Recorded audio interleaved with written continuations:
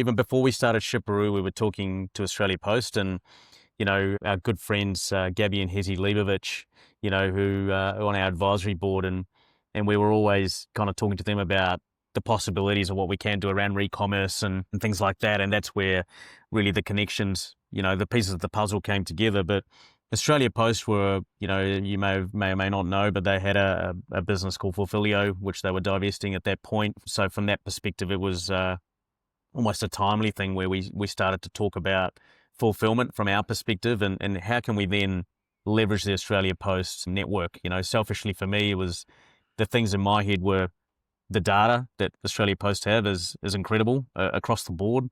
The last mile network that they have, and I don't know, many people out there will love them or hate them, but at the end of the day, at this time of the year is where they are the number one carrier, the most reliable carrier, and they do an incredible job. And that was one element. And really, from a return standpoint, I guess my thought process was they hit every single household in Australia once a week, and that was very powerful for me because I started to think about some of the possibilities that we could do in partnership together. So we started to have these discussions with AP and they tested us, with some of the things that we're wanting to do from a technology standpoint and from a consumer reach and our speed of service and things like that. And that was when, they get that phone call when you don't expect it from Paul Graham and thinking it's either a pocket dial or he's made a mistake. But it was a phone call from Paul Graham going, look, we're interested to partner with you and how do we take that forward? But